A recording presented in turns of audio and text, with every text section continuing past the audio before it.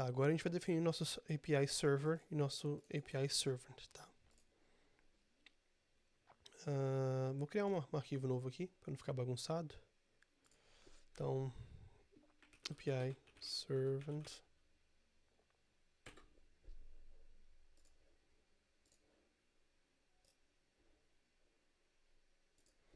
API Server.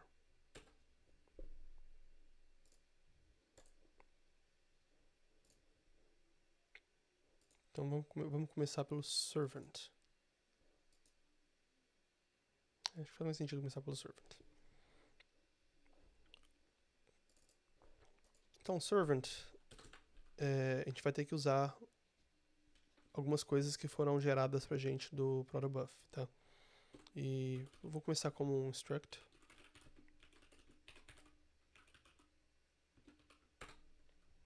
Deixar ele vazio por enquanto.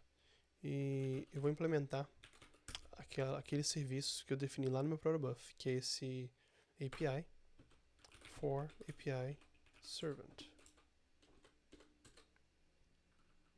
E o IDEA já vai me dizer o que eu preciso implementar. Add, Remove e Search, que são, de novo, as 3 funções que a gente definiu na nossa interface.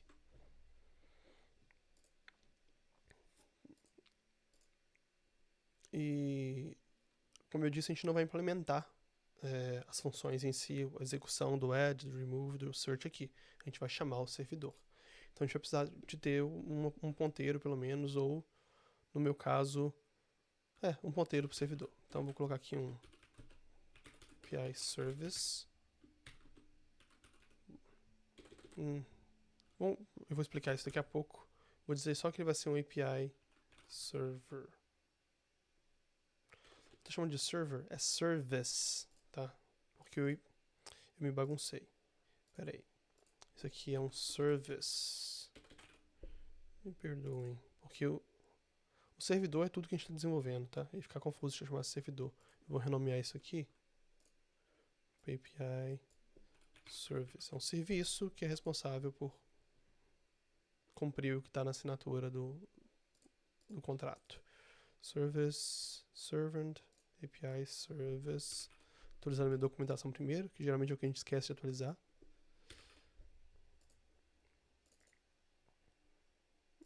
Então, Service vai ter um API Service.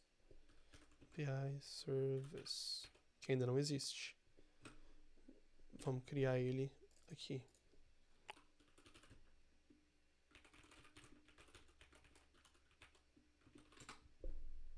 Vazei por enquanto também, tá?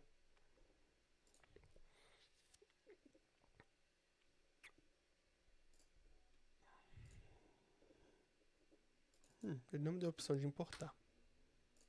Eu criei como público. Eu não adicionei esse arquivo no main. Isso é uma coisa, tá? Todo arquivo novo que você cria tem que ser adicionado ao arquivo do módulo. Como a gente está no source, o arquivo do módulo é o main. Se a gente estivesse dentro de uma pasta, o arquivo do módulo seria um arquivo que é meio que o índice da pasta, tá? A gente vai chegar nesse caso, eu acho, daqui pra frente, porque no futuro eu vou reorganizar essa classe aqui, mas não vou entrar nisso agora, senão o vídeo vai ficar gigante. Já tá gigante. Então, beleza. Voltando ao Servant. Me perdi um pouco. Agora eu posso vir aqui e importar meu API Service. E o Servant, eu vou até documentar aqui para ficar fácil de entender o que o Servant faz.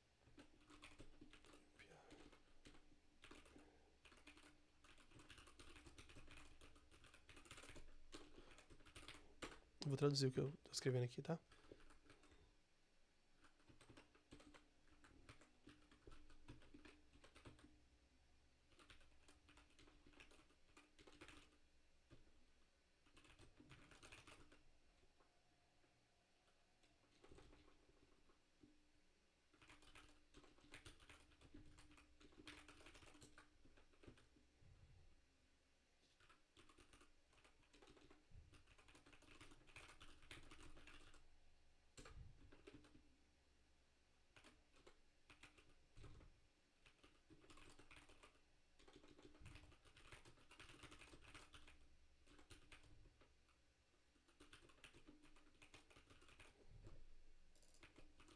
Então tá, o meu API Servant é responsável por, primeiro, desenvelopar, desempacotar o request, que é o que eu recebi. Escolher qual serviço chamar. No caso aqui, a gente só tem um serviço, mas podia ser que a gente tivesse um servidor com vários serviços, que é normal. E acho que a gente vai acabar tendo mais um serviço no futuro, tá? Então eu vou escolher, dependendo de qual request que é, qual serviço que eu vou chamar. E, depois que eu receber uma resposta desse serviço, eu vou empacotar isso num response, que é o tipo que é esperado pelo gRPC, tá? E eu sempre gosto de documentar antes de desenvolver, porque depois que você termina de desenvolver, você já acabou fazendo mais do que você disse que aquela função faria. Então, documentando antes, você meio que se prende no quais são as restrições daquilo que eu estou desenvolvendo nesse módulo. Porque a pior coisa que tem é o módulo fazer mais do que devia, tá? Então, beleza. A gente adicionou. E vamos desenvelopar nossa requisição. Esse into inner aqui é só para desenvelopar esse request. E a gente vai chamar o nosso serviço. Okay, service. Uma função que vai ser add. Ela não existe ainda, a gente vai definir. E add vai receber o quê? Título e conteúdo. Que é o que o nosso add aqui tem, né? Nosso add request tem um title e um content. Então, um title e content. Eu vou dizer que pegar esse title e content do request. Title. Vou clonar, porque eu não sou dono desse... Vou pensar. Vamos definir o add primeiro, que acho que vai ficar mais fácil de a gente entender o que vai acontecer, por que eu estou fazendo isso. API Service. Eita.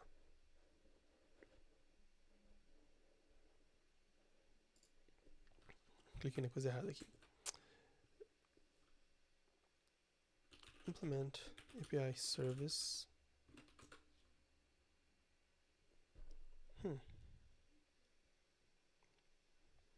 Eu vou criar um trait para isso aqui. Porque um serviço é algo que eu consigo esconder debaixo de um trait para eu ter um contrato do que um serviço tem que implementar. Se eu quiser amanhã desenvolver um flavor diferente, um sabor diferente desse serviço, eu consigo usar o mesmo contrato e sem precisar mudar o código que está chamando esse serviço. Então, vamos criar um trait aqui. Bom que eu explico como é que funciona trait, principalmente quando ele é assíncrono. Vou criar um trait, public trait API Service T. Um trait de um API Service. Eu gosto de sempre colocar um T no final de trait. Tá?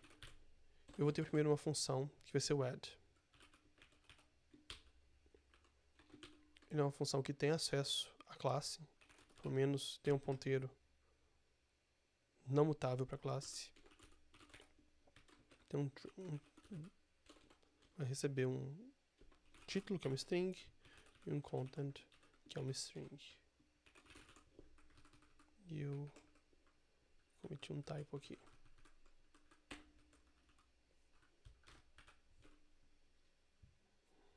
E um add vai me retornar o quê? Um resultado, que eu quero retornar sucesso ou erro.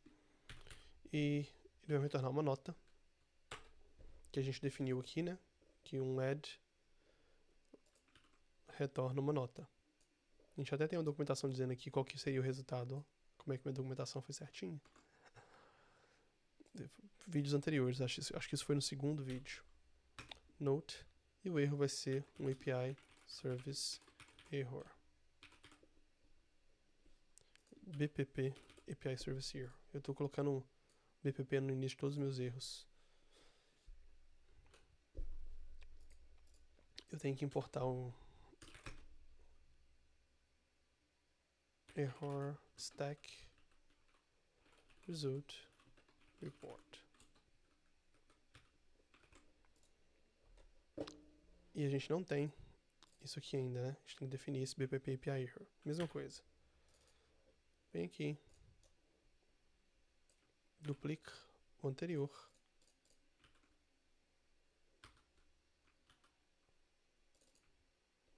Opa, acho que eu dupliquei mais do que eu devia. Ou não. tá certo.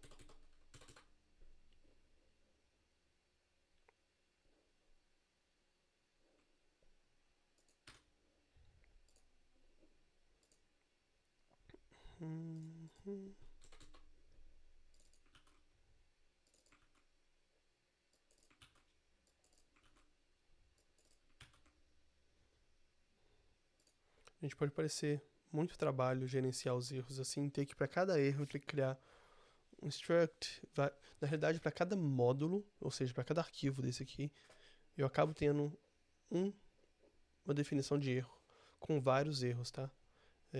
Como a gente está desenvolvendo meio que todos os módulos de uma função só, então o add, a gente está desenvolvendo o add no server, o add no servant e no service. A gente acabou criando todos os tipos, mas nos próximos a gente vai acabar adicionando mais erros aqui no enum, tá? De cada um desses. Acho que vai ficar... parece muito trabalho agora, mas depois fica muito fácil de gerenciar. E é muito fácil de achar o erro quando acontece um erro de verdade, que é o que a gente quer. Tá, então agora esse erro existe, eu consigo importar.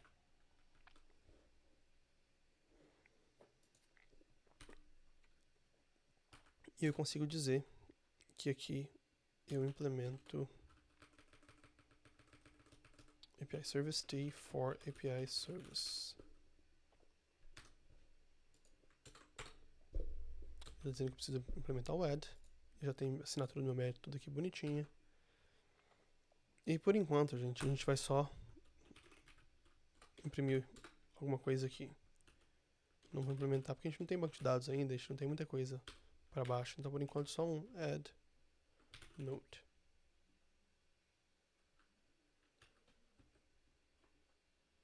Vou colocar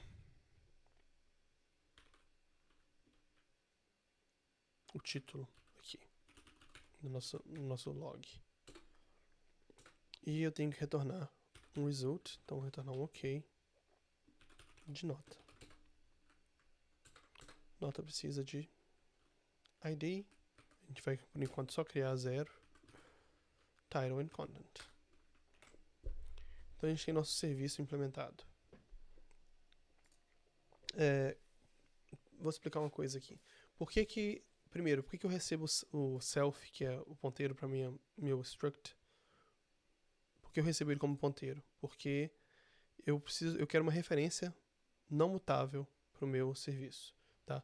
Quem tá chamando uma função desse serviço não precisa ter um ponteiro mutável, porque o add não muta o serviço, tá? Ele vai mutar um objeto que é interno ao serviço, que no caso vai ser o banco de dados. Título. Eu estou passando título aqui como o objeto em si, eu não estou passando ponteiro. Porque eu vou consumir o título de quem me chamou. E conteúdo eu também vou consumir o conteúdo de quem chamou. Isso quer dizer que quem chamar add depois vai perder o acesso a esse título e a esse conteúdo, tá? Se eu quiser fazer com que isso não seja assim, eu posso falar que eu vou receber aqui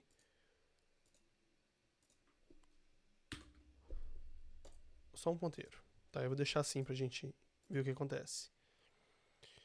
Note precisa de um objeto, então, e eu só tenho um ponteiro para esse objeto.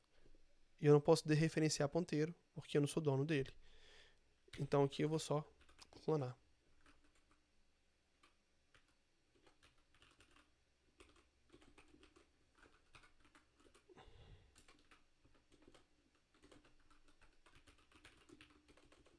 Nossa, difícil de digitar.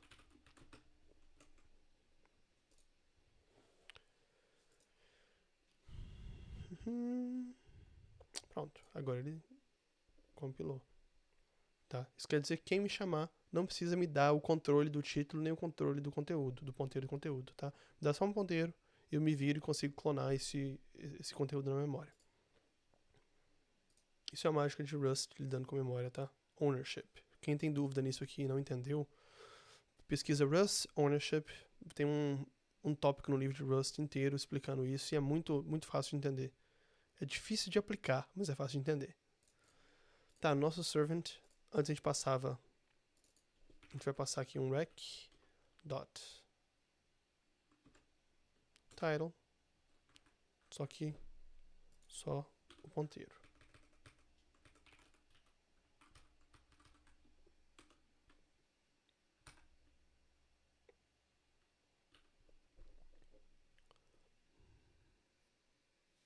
Beleza.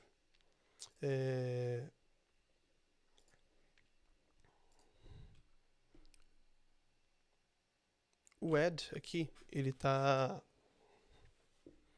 A gente não implementou uma coisa que a gente vai precisar, eu já vou implementar aqui. A gente vai adicionar essa nota no banco de dados no futuro, ou em memória, ou em qualquer lugar. E esse tipo de transação é uma transação assíncrona. Não faz sentido eu bloquear minha aplicação, ou seja, tudo na minha thread principal para de executar, para eu lá inserir alguma coisa no banco de dados. O banco de dados está zicado, demora para inserir, minha aplicação fica toda sambada esperando isso acontecer. Então, isso não funciona. Esse add ele vai ter que ser assíncrono. Tá? Quer dizer que eu não preciso esperar por ele para terminar. Eu vou despachar ele, a thread principal da minha aplicação está desbloqueada. Para eu ter uma função assíncrona em um trait, porque isso aqui também vai ter que ser assíncrono, Rust tem uma limitação que ainda está sendo... Parece que vai fazer parte da linguagem na Standard Library, mas por enquanto a gente tem que adicionar esse async trait para ser capaz de implementar um trait com uma função assíncrona. Tá? E isso quer dizer que meu trait também tem que ter isso aqui, eu acho. Ou é só implementação? Eu acho que é só implementação, mas eu tô na dúvida. Não, todo mundo precisa ter. Inclusive o trait. Eu tava pesquisando aqui embaixo. Certo? Então, agora no meu servant, quando eu chamar esse método, de novo, o que ele está retornando? Vamos colocar uma variável para a gente ver aqui. Está retornando no futuro. Eu quero esperar por esse futuro, para ele retornar. Agora eu tenho um resultado com nota e ppp.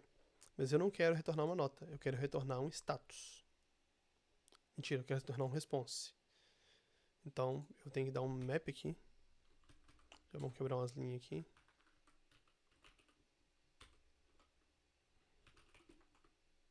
Dada uma nota, eu vou retornar um response. Como é que eu crio um response? Response. Tudo código gerado, tá? Pelo gRPC. New, ele vai receber um add response, que é exatamente o tipo que eu tô apontando com o dedo, o tipo que tá aqui em cima. Add response, que tem uma nota. E uma coisa chata, não vou dizer que é chata, mas eu não vejo motivo ainda. Talvez se eu parar um pouquinho pra pensar, eu entendo o motivo. Mas toda vez que é o código que foi gerado, toda vez que a gente tem um tipo simples como atributo, por exemplo, um string, esse tipo simples é passado diretamente. Mas toda vez que a gente tem um objeto, uma mensagem, esse tipo vai dentro de um option, tá? Ou seja, ou você pode passar ele ou não. Ou você passa o some ou none. Que no caso não deveria ser na minha cabeça, se eu disse que um request tem um título, se eu disse que é uma nota, por exemplo, um response, retorna uma nota, não poderia te dar um response vazio, entendeu? Mas ele deixa, tá? E se eu quisesse realmente isso, eu poderia colocar optional none. Mas na prática, o optional ou não optional não vai dar na mesma para o objeto, porque o objeto vai sempre ter o tipo option, mesmo que você não coloque optional. Vai entender. Isso quer dizer que aqui eu tenho que colocar some com o note, que tá aqui. Ponto, pronto. Eu já tenho um result de response, de add response, que é o que eu queria. Mas o meu tipo de erro aqui é um report. E essa interface que eu implementei espera um status, que é algo lá da própria biblioteca de RPC, tá vendo? Ela tá dentro do tonic. Então, a gente tem que transformar isso. Como que eu vou fazer isso? Eu vou implementar um conversor, tá? Primeiro, deixa eu só organizar esse código aqui, para ficar mais bonitinho. Então, primeiro, aqui eu vou mapear o erro, map error. Dado um erro, que é um report. Report, o jeito de ter acesso ao erro em si, porque isso é um report, tá vendo? Eu quero ter acesso ao tipo do erro. É feio, mas é o jeito que é. Assim, eu referencio o contexto atual, tá? E nesse objeto eu vou chamar um intro, que é, vou chamar o conversor desse objeto. Só que eu não sou dono do contexto, então eu tenho que clonar ele, tá? Isso por enquanto vai dar erro, porque eu não tenho esse conversor implementado. A gente vai implementar ele daqui a pouco, tá? Beleza. O que ele tá reclamando aqui do add? Add service não tem add. API service. Não coloquei público?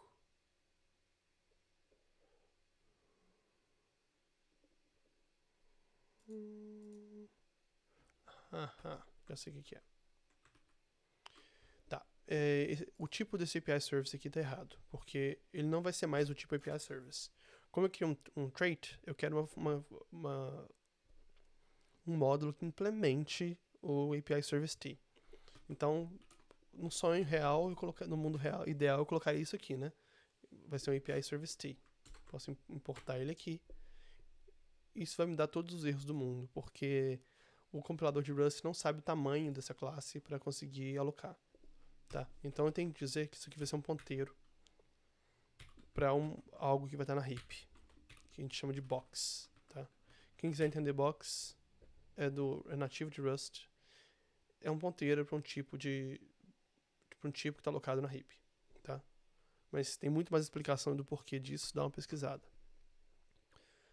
Para criar um ponteiro para um trait, esse ponteiro tem que ser dinâmico, então a gente tem que colocar um dyne aqui na frente. E ele também tem que ser send and sync, porque eu quero ser capaz de passar isso aqui num contexto assíncrono. Gente, send and sync eu vou fazer um vídeo só sobre isso, porque dá pano pra manga. Tem muita coisa pra explicar aqui.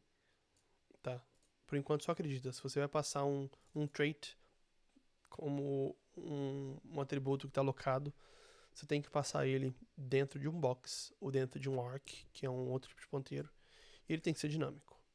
E se você quer lidar com algo assíncrono nesse trait, ele tem que ser send and sync, tá? Me levou, tipo, uns 20 erros de compilação para descobrir isso, para eu parar, ir lá na documentação, ler e entender, mas eu descobri e assim funciona e assim que é, tá? Então, beleza, a gente já consegue agora remover isso aqui. E ele vai dizer... Peraí, tem que remover isso aqui porque é o meu retorno. E ele deve aceitar. Isso ainda não vai compilar porque eu não implementei o conversor, tá? Mas eu vou tentar compilar só pra gente ver o que vai acontecer. Cargo build.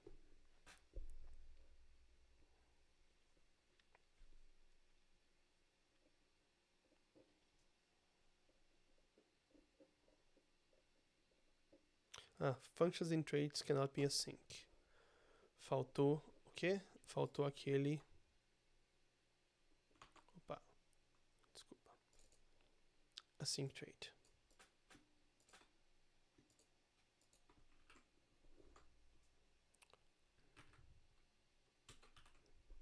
Para ele entender que isso aqui pode ser assíncrono sim. Gente, isso aqui, pelo que eu li, escutei na documentação, nas próximas versões isso aqui vai sumir, tá? Você não vai precisar disso aqui para ter um trait assíncrono.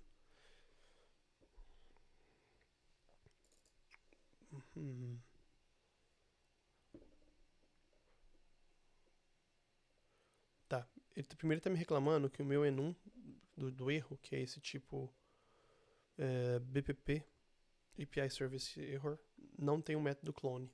Tá vendo que eu chamei um clone nele aqui? E ele é um BPP Error. Isso é simples, eu vou derivar clone.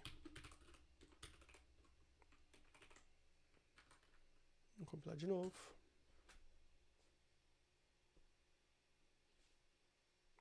Ele vai dar um erro de novo, no mesmo lugar, me dizendo que, peraí, você... Não existe um from bpp error implementado para status. Ou seja, você não pode tentar chamar um into para converter um bpp erro num status, que é o tipo de retorno esperado, sendo que não tem esse trait bound, Nossa, trait bound, como é que eu traduzo isso? Não vou traduzir isso. Não tem esse trait bound implementado. A gente vai implementar ele. Aqui no erro def, onde a gente tem bpp error, a gente vai fazer um implement from bpp API service error for status. Ele vai me dizer o que eu tenho que implementar. Implement members. Preciso implementar um from. Que é exatamente isso. Ó. Ele vai me dar um bpp error. Vou chamar de error. E ele espera que eu retorne um status. Tá? E como que a gente vai fazer isso? A gente vai... É bem semelhante ao que a gente fez aqui para transformar em string. Só que a gente vai escolher um status dessa classe status para a gente retornar. Tá? Dado... Nossa, meu computador ficou lento. Dado um error que eu recebi, vou dar um match. Então, se for unknown, que é o único tipo que eu tenho por enquanto, com uma mensagem, eu vou retornar um status. O status tem um unknown também, mas o status tem, eu vou entrar aqui, vários tipos definidos aqui. Deadline, exceeded, not found, already exist. São vários tipos que a biblioteca do cliente de RPC sabe interpretar e sabe responder com uma resposta bonitinha que o usuário talvez entenda. Tá? Pelo menos o desenvolvedor que vê isso no log vai entender. Eu vou só repassar a mensagem? Sim, vou só repassar a mensagem. Pronto, agora deve compilar.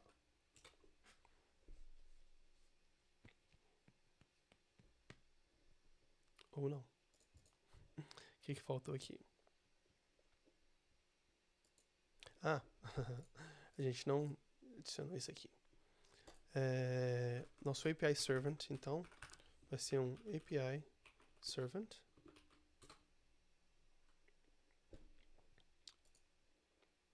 E um API Servant precisa de um API Service.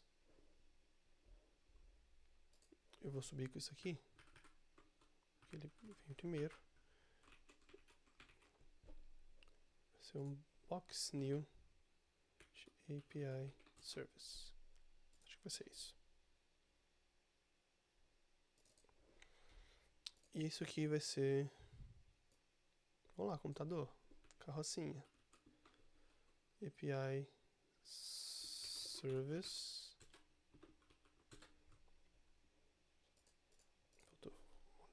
Aqui. O API Service não precisa de nada para iniciar por enquanto. Ele vai precisar de uma configuração no futuro, mas por enquanto não precisa de nada. Tá?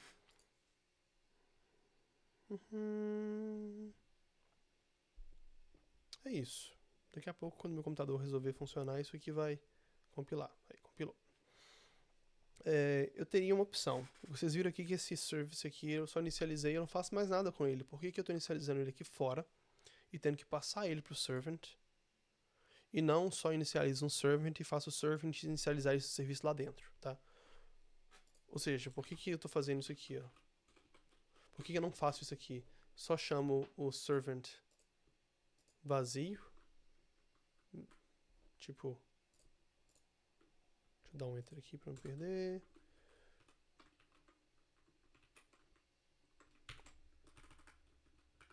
Porque eu inicializo só isso aqui e sumo com isso aqui. A gente tô brigando com os atalhos aqui. Acostumado com Linux. E tô no Mac. Por que eu não só faço isso aqui? E dentro do servant, no quando eu inicializo aqui, eu crio um new, algo aqui, que eu inicializo esse serviço. Por que eu não faço isso? Porque eu quero ter a liberdade de, como eu defini um trait, eu quero ter a liberdade de mudar esse serviço on the fly. Ou seja, eu quero ser capaz de fora do serviço, escolher, peraí, eu quero que o servant use o serviço A para interpretar isso. Não, eu quero que ele use o B. Um exemplo, vamos supor que eu tivesse um serviço que foi implementado para lidar com Postgres, como banco de dados no fundo, e um outro que foi implementado para funcionar em memória só.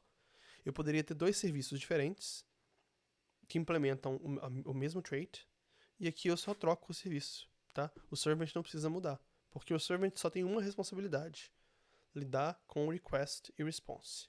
E o service é quem é responsável por realmente definir como as coisas vão ser feitas, tá? Esse é o jeito que eu gosto de isolar meus servidores. Eu acho que fica bem fácil de lidar. Eu já tenho 2 ou 3 casos onde isso tem sido útil, tá? De eu poder trocar isso aqui on the fly, ou trocar isso aqui sem precisar mudar o que está embaixo, tá? Só tendo um trait compartilhado entre eles. Então agora pode ser que funcione. Vamos ver.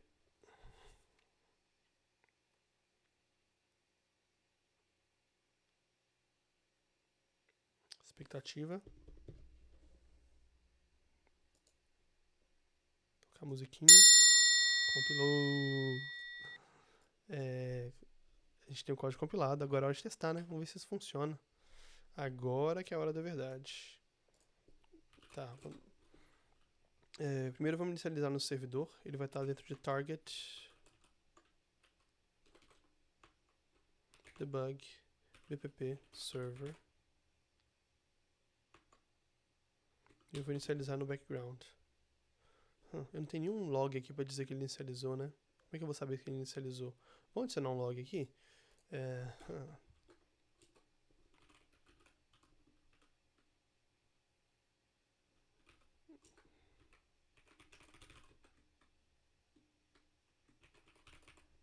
Inicializando o servidor. E dentro do service, servant, eu vou fazer uma coisa. Meu service já vai receber. Deixa eu reduzir isso aqui. Não vou testar ainda não. Falta um detalhezinho que eu acabei de pensar aqui. Eu vou dizer que meu service tem um config. Porque eu sei que eu vou precisar disso. Eu só tô deixando a dor para depois. Tá?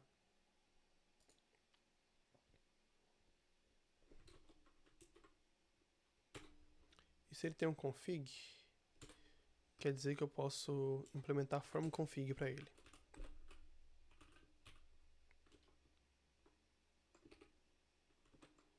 Como é que era? From config for API service. Isso vai pedir um método, que é a partir de um config, como que eu inicializo a classe. Então ele não precisa ter um config mais aqui. Viajei. Mas dado um config, eu vou retornar o API service. Ok. API service. Mas além disso, quando ele inicializa, eu vou logar. Tracing info API service.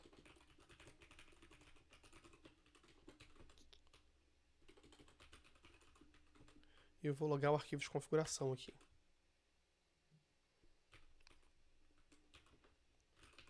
Eu gosto de sempre fazer isso, tá? Quando eu inicializo um serviço, eu gosto de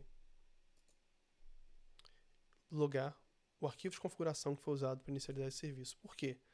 Quando dá um erro, eu quero ser capaz de descobrir o que causou esse erro e qual configuração estava rodando quando esse serviço inicializou. Porque pode ser que alguém foi lá, igual a gente tem serviços que busca a configuração de uma pasta compartilhada.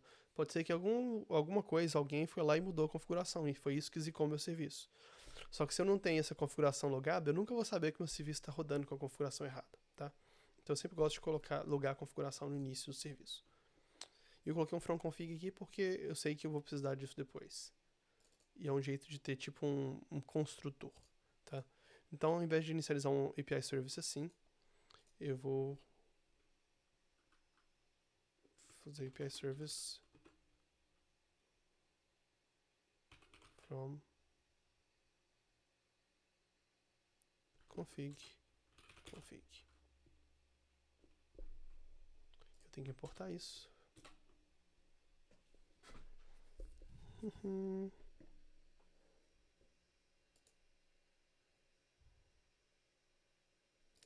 Pronto. Agora eu acho que a gente pode testar. Tem que compilar de novo, né? Eu não compilei. Cargo build. Opa, já cometi um erro.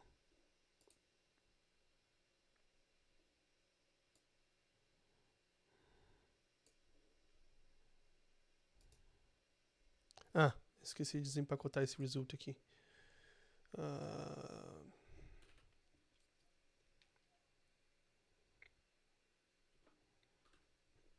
Eu vou fazer o seguinte. Eu quero fazer isso aqui, tá? Vou dizer que se retornou um erro, repasso o erro para cima. Só que vocês viram que o tipo aqui era bpb config error. E aqui eu preciso de um bpb server error. Eu posso só mudar o contexto.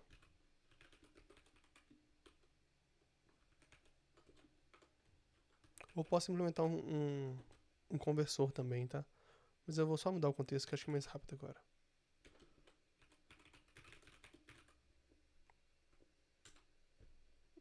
Vou quebrar isso aqui, né? Ninguém merece.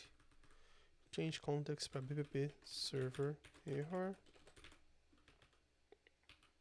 Failed to start. Esse aqui a gente sabe o que é o erro, então eu vou criar um erro novo. Eu não preciso dizer que falhou por causa de configuração, porque o report do from config já vai me dizer que ele falhou na configuração. Agora eu estou dizendo na próxima camada que ele falhou em inicializar o servidor. Então quando eles vão mostrar um erro, se acontecer um erro, ele vai mostrar falha em inicializar o servidor. Embaixo, o arquivo de configuração estava faltando alguma coisa, entendeu? Então ele vai fazendo meio que uma stack de erros, por isso que chama erro stack. Tá? Fail to start. Ele vai me dizer que meu match agora falta alguma coisa. Opa, eu quero adicionar o que falta. Eu vou só logar. Server failed to start.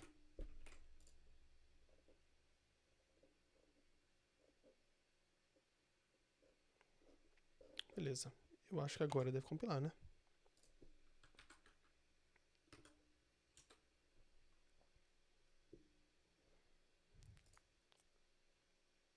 Dedo cruzado.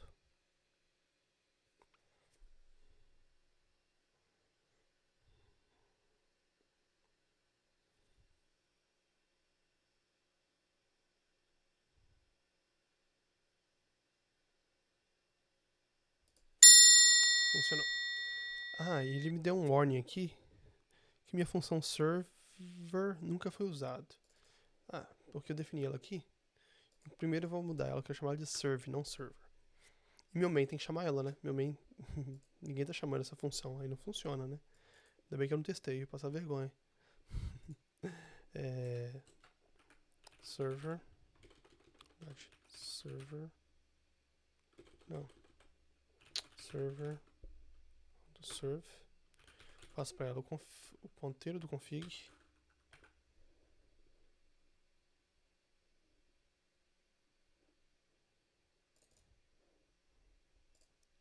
E só. O que ela me retorna? Eu tenho que dar um await aqui, porque ela... Vamos ver o retorno, né? Let a igual a... É o futuro, tá vendo? Então quer dizer que eu tenho que dar um await.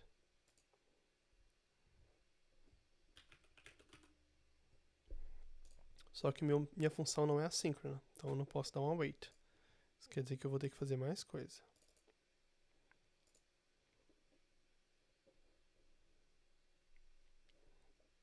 Ou não? Não, eu posso sim, porque o serve já é um toque main. Então quer dizer que essa função já tem todo o runtime que eu preciso para rodar uma função assíncrona. Então Nesse caso específico, eu não preciso dar um await nela, porque ela já é uma sync que se resolve, tá? Esquece isso aqui.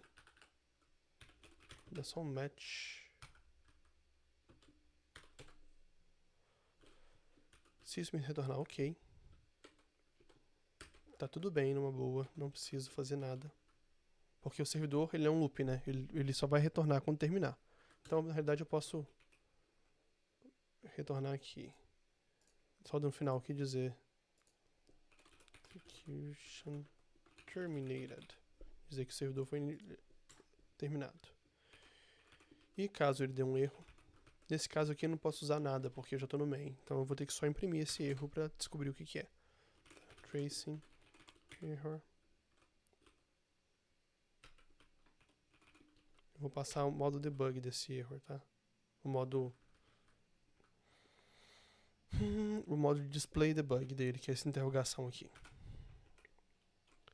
Beleza. Agora eu acho que a gente deve estar pronto para finalmente testar isso. Vamos ver se compila.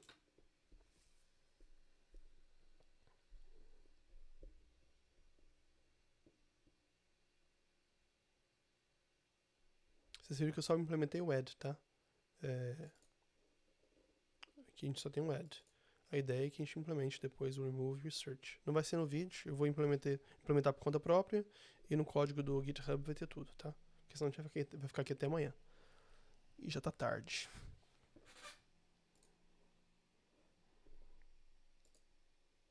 Pronto, terminou de compilar. Sucesso na compilação. E agora a gente vai rodar no servidor. Então, target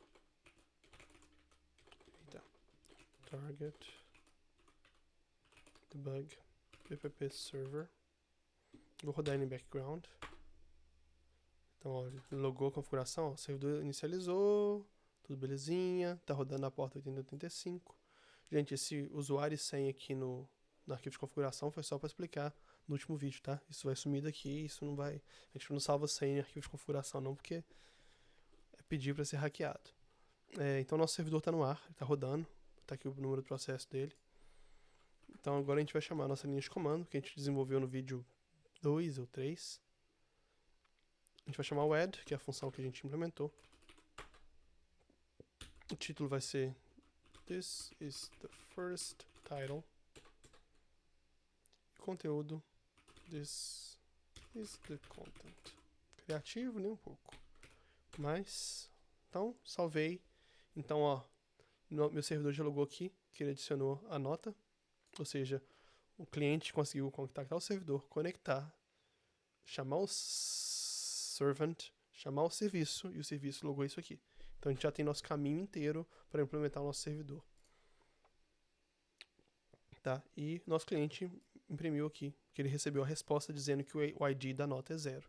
Não sei se vocês lembram, mas lá no CLI, quando a gente implementou, deixa eu reduzir isso aqui, a gente disse que depois de adicionar, aqui daquela lógica para abrir o VI,